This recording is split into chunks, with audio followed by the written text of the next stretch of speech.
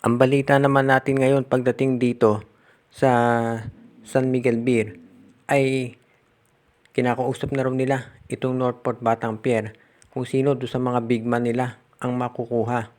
Alam natin ang Northport ay tatlo ang natitira pang center dito. Ito si JM Calma, si Cade Flores at si William Navarro.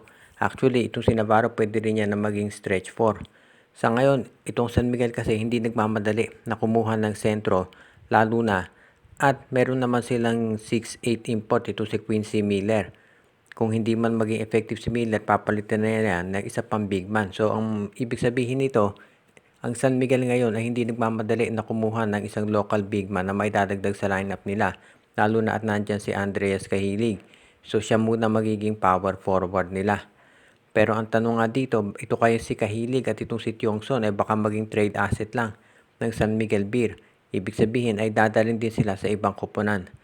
Yan ngayon ang tanong ng karamihan dahil ito si Kwame Tiongson ay 33 years old na rin, so hindi na rin masasabi na bata ito.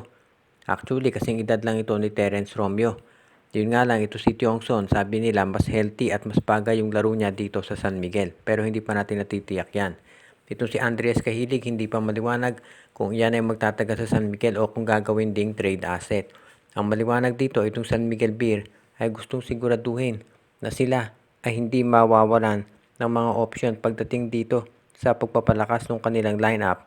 At syempre, kung kinakailangan nilang i-trade itong dalawang nabanggit na galing sa Terra Firma, ay kanilang gagawin. So, sa ngayon itong San Miguel Beer ay nagsabihin na nating nagpe-prepare pa at tinitignan nilang mabuti kung ano magiging laro nitong si Cahilig at itong si Mohamed Yongson. Kung mag-fit, syempre mag-i-stay yan sa SMB. Pero kung hindi maging maganda resulta, huwag tayong magulat kung i-trade din ang dalawa. Ito nga bang Barangay Hinebra ay interesado pa dito kay Kaylan Tiongson, yung big man ng Rain or Shine Elasto Painters.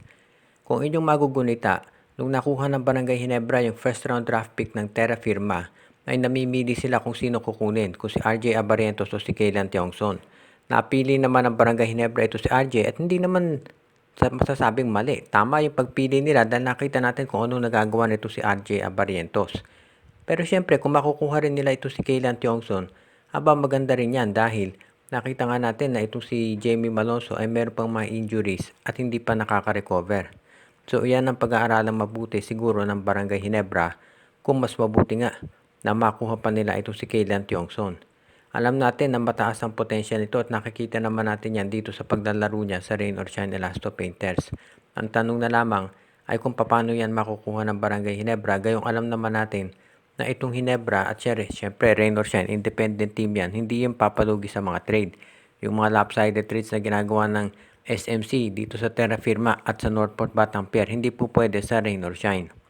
So ang tanong dyan ay kung sino kaya ang pwedeng ibigay nitong Barangay Hinebra para makuha itong si Tiongson. Dahil itong si Tiongson doon sa height niya, pwede siyang maging center, pwede siya na maging power forward. Kaya yan ngayon ang pinag-aaralan mabuti at masasabi natin na babagay siya dito sa lineup ng Barangay Hinebra. Hindi pa natin natitiyak dito kung talagang magtatagal nga itong si Tiongson sa Rain or Shine. Kung inyo maalala, medyo natagalan yung negotiations nitong si Tiongson at nitong ROS. Pero eventually ay pumirma rin. Kaya sa ngayon, kung sakasakaling mapunta ito sa Hinebra, pwede nating masabi na ito ang magiging magandang compliment kay Troy Rosario at Jamie Malonzo doon sa kanilang spot ngayon. Pero kung medyo mahihirapan silang kumuha dyan, sabay kailangan pag-aralan nila kung sino ang maibibigay dito sa Rain or Shine para ito'y mapapayag na matrade si Kaylan Tiongson. Sinabi ng Converge Fiber Xers na hindi nila ite-trade itong si Alex Stockton para kay Mikey Williams. Sa isang panayam sa Spin, sinabi ng team manager ng Converge na si Archen Kayabyab na hindi nila ite-trade ang 26 years old na si Alex Stockton dahil ito ay isa sa mga core players nila. Doon sa huling game nga nitong Converge, itong si Stockton talaga ang nagpapanalo dahil siya yung naka-score ng 3-point shot na nagtabla at nagbigay ng assist kay Justin Arana para doon sa game-winning layup at nanalo ang Converge pagkatapos lamangan ng Magnolia ng 20 points. Sinabi nitong si Kayabyab na napakabait itong si Stockton, maganda work ethic niya, focus, at very professional ito at wala na silang hahanapin. Sinabi niya na itong si Stockton na nag-average ng 14 points sa ngayon para dito sa Converge Fiber Xers ay magiging isa doon sa mga core players nitong Converge. Kabilang na si Stockton, Justin Arana, Shawnee Winston at si Jordan Hedding, and of course, ang paparating na si Justin Baltazar. No way daw na itetrade nila itong si Stockton para dito kay Mikey Williams. Sinabi niya na kung ano man yung problema nitong si Mikey Williams sa TNT ay labas na ang Converge doon at nakafocus lang sila dito sa FiberXers at dun sa pagpapalakas ng kanilang lineup. Sinabi nitong si Kayabyab na yung core lineup ng Converge, itong si Justin Baltazar, Justin Arana, Alex Stockton, Shawnee Winston at Jordan Hedding ay hindi nila ite-trade at yan ang dahilan kung bakit gusto niya itong pabulaanan yung balita na mga lumalabas at spekulasyon na ito raw ay ite-trade nila. Sinabi ng Converge na ang mga nabanggit na players ang magiging future ng Converge kaya hindi niya ite-trade o magpa-part ways sa mga nabanggit. Good news yan para sa mga fans ng Converge para masiguro na yung kanilang future ay magiging secure lalo na kung nasa kamay ng mga bata. Itong Meralco Bolts ngayon ay tumitingin dito sa mga iba't ibang posibilidad kung kukuha sila ng bagong import dahil na-injure itong si Akin Mitchell, yung kanilang import na natamaan itong si Kit Datu doon sa huli nilang game. Nagkaroon ng nose injury itong si Mitchell at yan ang dahilan kung ba't nag-all Pilipino itong Meralco kontra dito sa Rain or Shine Elasto Painters. Sa ngayon, pinag-aaralan ng Meralco yung posibilidad na kumuha ng ibang import pansamantala habang nagre-recover dito sa injury itong si Mitchell.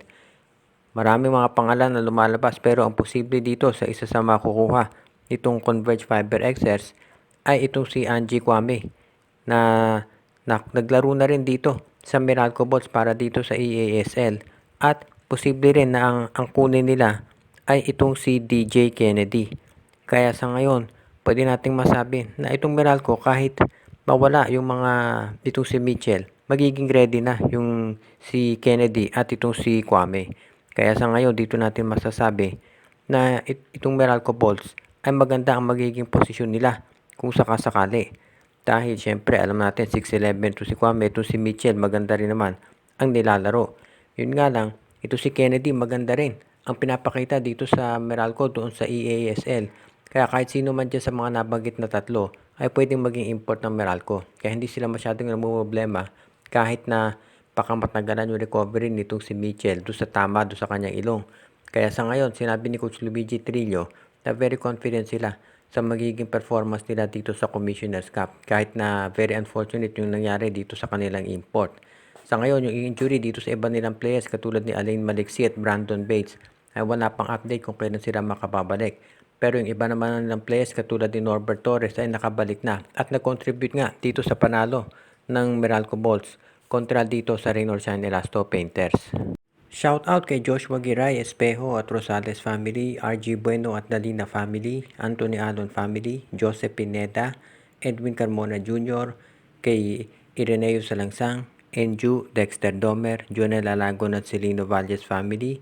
Pinabati din natin si Katsakino Dukusin, Malyari Mascarinas, Dalmacio de Guzman, si Michael D, pati na rin si Alicia Garcia, si Junjun, Angie, Patpat at B-Boy Matas, pati na rin ang iba pa nating mga taga-subaybay katulad ni Mitch, Andrea at Alexis Bagares at Alfonso Dindin at Terdy Balaba.